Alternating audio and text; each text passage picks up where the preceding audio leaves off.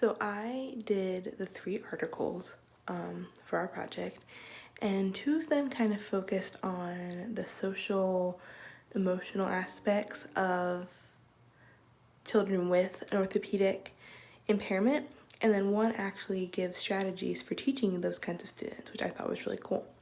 So the first one is looking at the social activity for adolescents with orthopedic impairments, and it is from the International Journal of Evaluation and Research in Education, and it's by 3 ladies, Leslie Biastro, Heather Frank, Karen H. Larwin, and they wanted to look into the myth that students with orthopedic impairments, because they're not able to do physical activities, they're a little bit more prone to depression and they're sadder.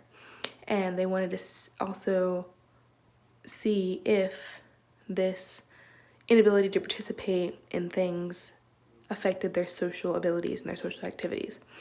And so they took a few kids. They took some that were orthopedically impaired, some that were not. They did some that had physical impairments.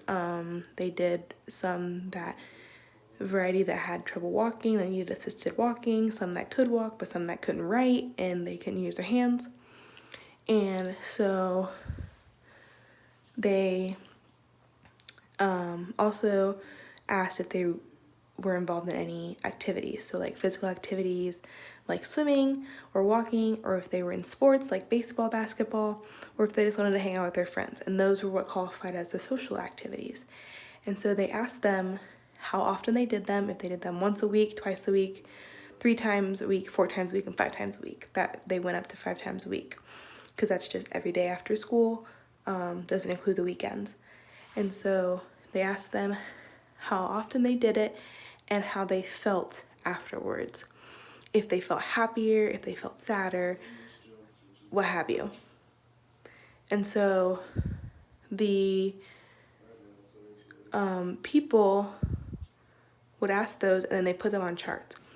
And so after asking both orthopedically impaired students that were more involved and that were less involved, as well as the not orthopedically impaired students that were not involved and very involved, they found that there was not a real significant difference in the happiness level of students regular students compared to orthopedically impaired students. However, they did find that there was a difference in students who participated in activities and people who didn't. So they saw that if you have more participation and you do more activities and you're more active, you seem to be happier. But they didn't see any correlation between the disability and not having a disability, which I thought was really interesting. The second article, sorry, let me get it pulled up, is called Problems of Orthopedically Impaired Students in Relation to Their Gender, Achievement, and Locality, which kind of is the same thing, but instead of basing it off of their physical ability, they based it off of their gender, their achievement, and their locality. So they wanted to see how their social problems differed depending on where they were. And social problems were just basically the issues that are brought up based on different qualifications that you have,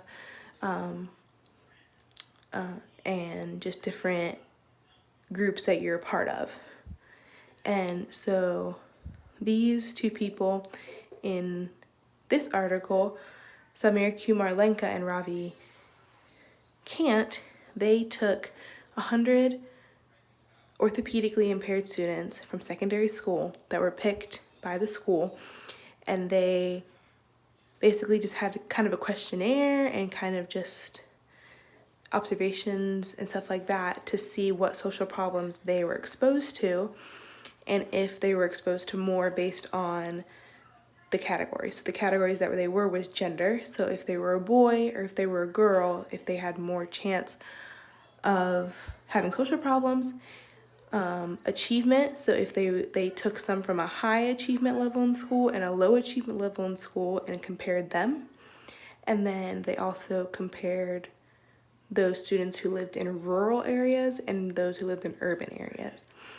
And so they compared those They got all the data together, they found the means, and it really turned out that every time they did a comparison, so the comparison between boys and girls had no significance.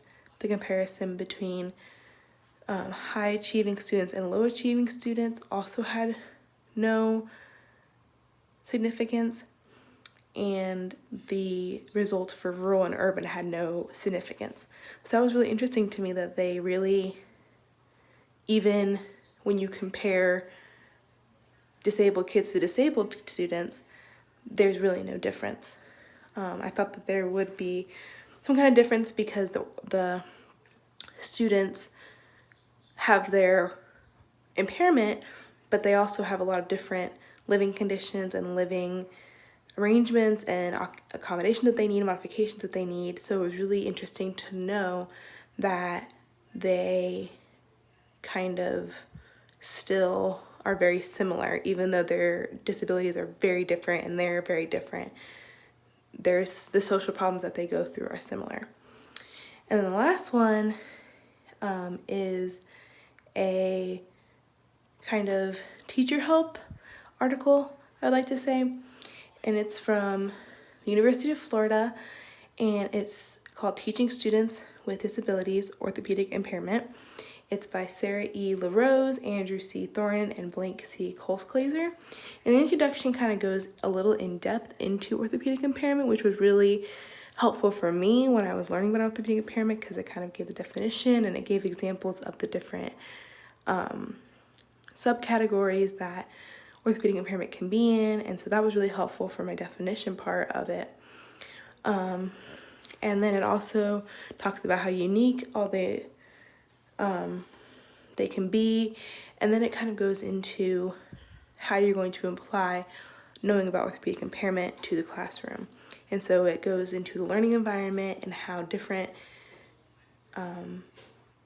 accommodations and how different settings can really affect these students, and how you want to make sure that you really know your students and you adapt to how well they learn and what they need specifically.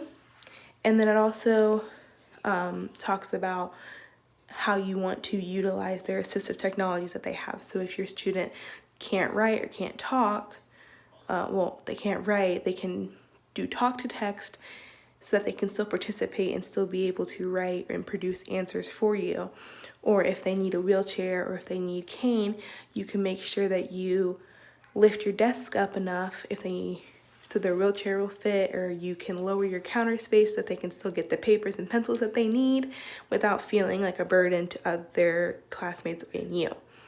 And so that's what one of the parts says. And then another part says is if you're doing labs in your classroom, so like science labs. I personally love science, and so this was really helpful to me because it said to make sure that everything is spaced out properly so they're not bumping into one another. If they're in a wheelchair or their crutches, they're not bumping into their classmates or anything, and then they're also not bumping into the counter and risking spilling something.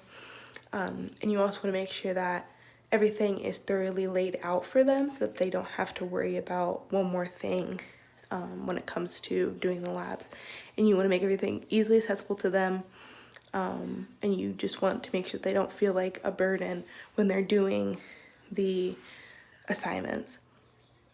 And it kind of gives a couple others, but those were just a couple of examples. And it's really a helpful